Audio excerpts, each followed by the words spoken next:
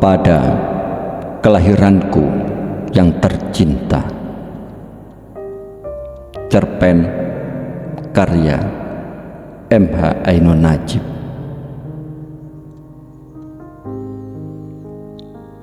Omongan Rul makin jelas arahnya. Aku akan makin ditelanjanginya, dan ia kelihatannya punya bahan cukup lengkap untuk itu. Pada akhirnya, setiap orang mesti bersikap, bahkan terhadap Tuhan pun. Lambat atau cepat,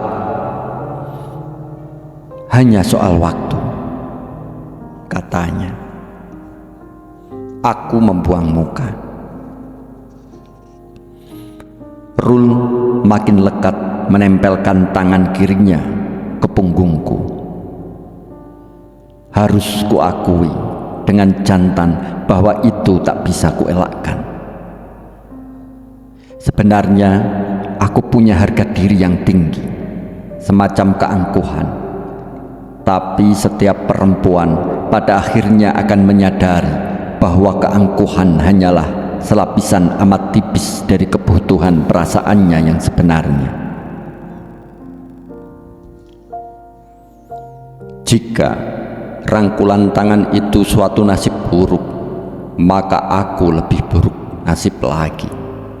Bahwa aku bisa diseret Rul ke sini, sebuah bangku sepi di bawah pohon kali urang, jelas adalah kemenangannya. Kemudian ia makin merapat dan perasaanku justru membutuhkannya sebagai hal yang menyenangkan. Terang merupakan nasib lebih buruk dari harga diriku. Baiklah, kau tak sependapat denganku, Lia. Suara Rul lagi. Aku menarik nafas. Angin menyapu keras rambut Rul yang panjang bergerai. Sentuhannya di mukaku membuatku makin tak bisa mengelakkan kenyataan bahwa perasaanku memang sedang bergolak. Atau kau marah padaku? Rul mencengkam tubuhku. Perasaanku tersirap. Tiba-tiba saja tanpa kusadari, tanganku meremas pahanya. Rul membikinkanku makin jadi perempuan. Ia menimpa tanganku itu, meremasnya. Aku berusaha melepaskannya, tapi gerakanku tiba-tiba saja kuurungkan, seperti atas kehendakku sendiri dari dalam.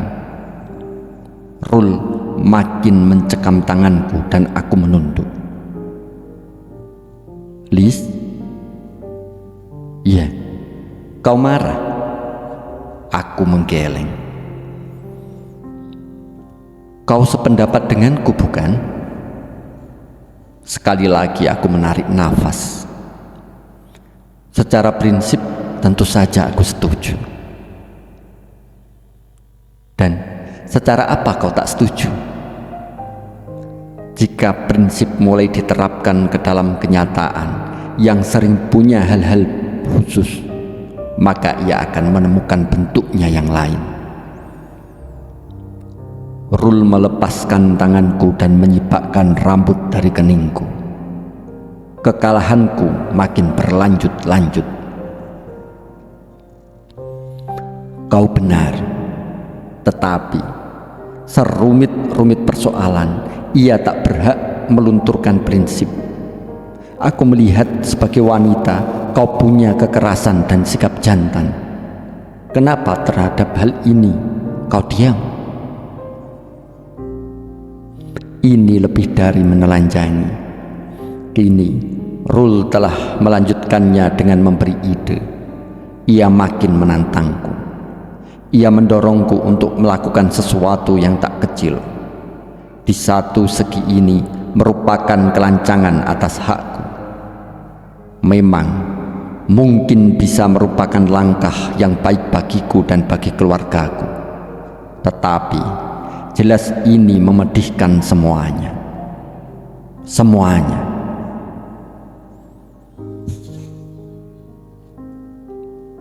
Tetapi aku hanya tunduk saja terhadapnya. Harus kuakui dengan jantan, Rul mulai mampu menaklukkanku. Sesungguhnya aku tidak cukup perempuan. Aku tidak pernah merengek pada laki-laki, dan kecengengan yang menjadi ciri perempuan adalah sifat yang paling aku benci. Telah lama perasaanku tak bisa menangis lagi. Aku berpakaian dan berlagak laku lelaki. Aku tak sudi berpegangan tangan lelaki waktu jalan bersama, dan aku melarangnya merangkulku di becak. Perlindungan laki-laki.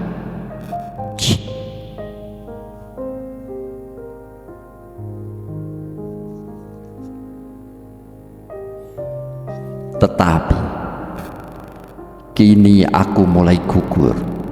Rul datang dalam hidupku, perlahan-lahan menggedor keangkuhanku, menggenggamku, membanting dan mencairkanku menjadi perempuan. Perasaanku digalinya dari timbunan-timbunan masa silamku. Kenapa diam? Lia, kenapa diam? Rul menatap mataku tajam-tajam. Sekilas saja aku mampu melawannya. Tangan Rul sekali lagi membelai rambutku, mengusap sampai ke tengkuk, di mana panjang rambutku berakhir.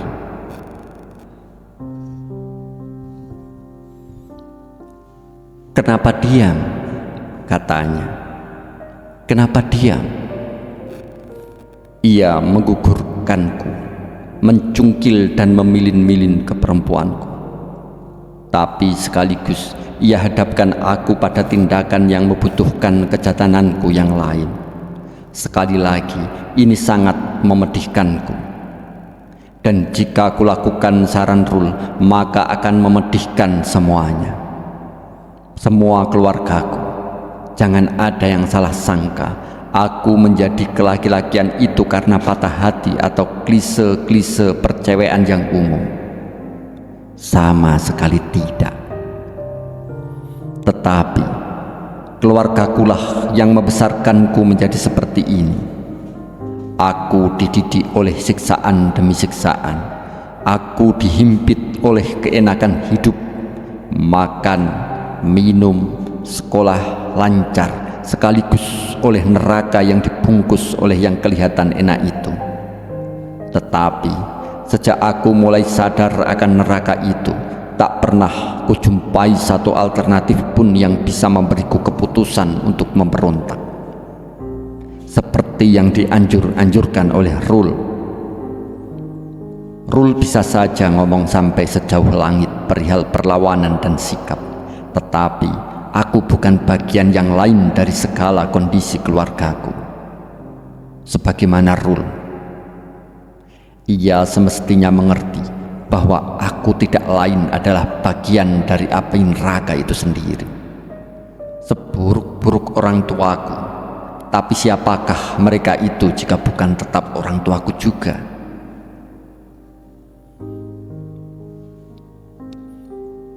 Aku dilahirkan oleh seorang ibu dan dua orang bapak.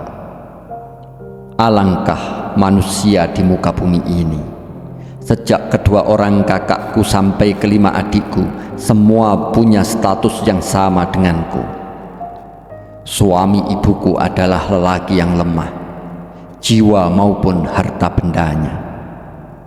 Ia punya adik yang berlawanan kondisinya, lebih gagah, punya jabatan, artinya punya kekayaan, serta kuat segala sesuatunya. Mereka berdualah bapak-bapakku. Hingga kini aku memanggil bapakku dengan bapak dan memanggil paman untuk adik bapak. Harus kukemukakan bahwa yang disebut terakhir itulah yang selama ini memungkinkan kami bersaudara hidup cukup makmur dan bisa bersekolah sampai tingkat lanjut. Selebihnya, umpamanya bagaimana proses percintaan segitiga itu dulu bermula dan berproses sampai sekarang, tak akan kuceritakan. Maafkan, karena tak mungkin aku tahan memedih-medihkan perasaanku sendiri. Rul menyuruhku bersikap, tetapi apa gerangan tindakan yang bisa kulakukan? Selama ini neraka itu kami terima dengan ikhlas sebagai tembok penjara dengan segala akibat-akibatnya. Semua famili mengejek kami di balik mata dan sikap ramah mereka. Tetapi kami sendiri memang sengaja cenderung mengucilkan diri dari mereka. Aku sesaudara tak acuh dan berkonsentrasi dengan kepentingan masa depan kami sendiri. Mau apa lagi? Kami dipanggang di atas bara panas neraka dan kami menjadi ikan-ikan yang beku. Kami mengatasinya dengan keangkuhan-keangkuhan, sementara sadar bahwa itu sekaligus bertumbuh menjadi penyakit jiwa. Kebekuan itu berakibat terhadap segi-segi lain yang berkembang dalam hidup kami. Apa yang ditemui oleh Rul dalam diriku tak lain adalah kebekuan itu. Sesungguhnya aku juga bersyukur Rul mampu mencairkanku, tetapi aku ingin ia hanya berlaku dalam diriku sendiri. Segala sangkut paut dengan masa silam dan sumber hidupku ingin kubuang jauh-jauh.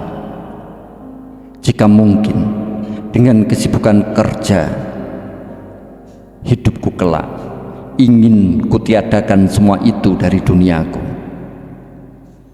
Ingin kutimbun di bawah lapisan-lapisan kenanganku dan membeku dengan tanah tanpa bisa dilihat lagi. Sebab jika tidak, aku toh memberontak tak cukup terhadap ketiga orang tuaku, melainkan harus terhadap kelahiranku sendiri. Semua tak mungkin, poliandri tak mungkin. Pamanku mesti tetap jadi suami ilegal agar ia tak memaksa kakaknya bercerai untuk digantikannya, dan kemudian kakaknya itu akan berputus asa lantas mati. Sesudah itu, jika memang aku mau memberontak terhadap statusku, apakah aku mesti mengulangi sekali lagi kelahiranku? Jika tak dilahirkan oleh 3 orang, maka aku bukanlah aku yang ini. Betapa tidak beres kehidupan yang diagung-agungkan ini. Dan Rul menanyakan kenapa aku diam terhadap semua ini. Tidak bisa. Rul harus mengerti. Rul, ucapku tiba-tiba, kau harus tahu sikapku.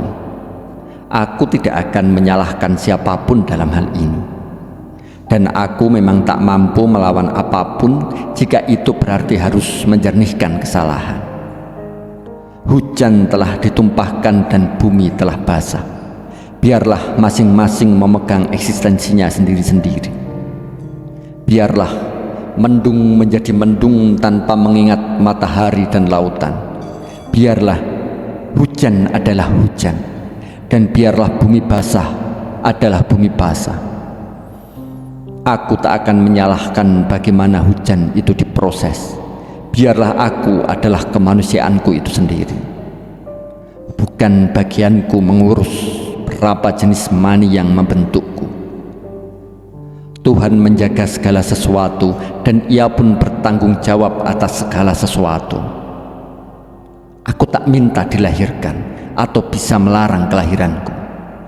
Tetapi aku toh mencintainya, mencintai kelahiranku. Dan hingga kini aku tetap menghormatinya. Aku ingin membangun hidupku dengan kesadaran semacam itu. Aku hanya ini, hanya kemanusiaanku yang kurangkul di sini sekarang ini. Rul, Dan aku ingin suamiku kelak menghadapiku hanya sebagai aku yang ini. Karena itu, sejak dulu aku bertekad suamiku adalah laki-laki yang tidak tahu apapun kecuali aku yang ini. Aku yang ini. Tiba-tiba saja aku tak mampu menahan gejolak perasaanku. Jiwaku mengerekas dan tubuhku menggigil. Aku menangis dan tiba-tiba saja aku berpegangan erat pada Rul. Rul pun mendekapku erat-erat. Aku telah luluh sama sekali di hadapannya. Lia, suara Rul lembut. Ia mengusap air mataku. Sungguh memalukan. Aku ini telah menangis. Tapi tangis ini begini besar dalam jiwaku dan aku begini rela. Rul, laki-laki yang membuatku telanjang bulat, menampungnya. Lia, suara Rul lagi. Aku terisak. Apakah kau takut jika seandainya suamimu mengetahui semua keadaan keluargamu, maka lantas ia tak mau lagi denganmu?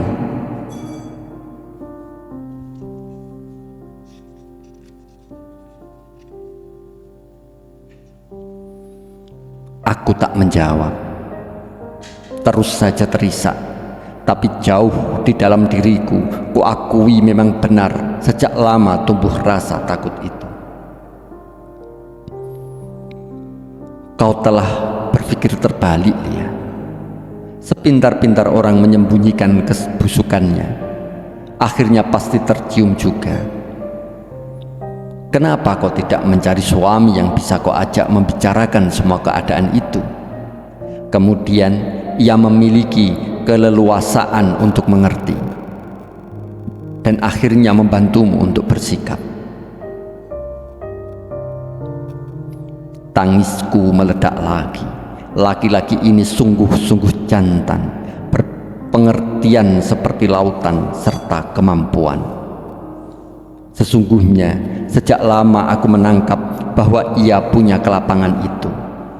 Tetapi bahwa kini terungkap langsung lewat mulutnya, bagiku sungguh tak pernah terbayangkan. Selama ini aku hanya mampu berpikir bahwa setiap lelaki akan menghinakanku jika mengetahui semua bau busuk itu. Aku tak tahan lagi. Aku memeluknya erat-erat dan merebahkan wajahku ke kepalanya. Rul membelai-belai kepalaku. Aku telah menjadi sepenuhnya perempuan di pelukannya. Aku merasa memasuki sebuah dunia yang nyata dan aku sendiri begitu nyata. Tetapi Rul, bisakah aku bersikap terhadap keadaan itu? Kenapa tidak? Kepada siapa aku harus melawan? Kepada ketiga orang tuamu. Harus bagaimana dan dengan cara apa? Setidaknya orang tuamu masih berkesempatan membuat akhir usianya menjadi bagian yang baik. Pamanmu bisa dituntut untuk menghentikan petualangannya, sementara ia tetap dituntut untuk bertanggung jawab atas akibat dari perbuatan masa silamnya.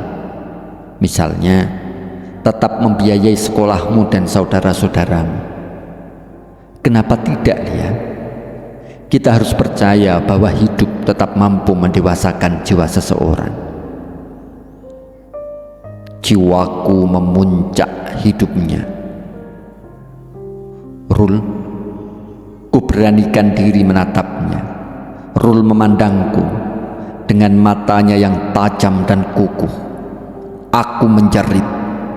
Aku tak tahan lagi.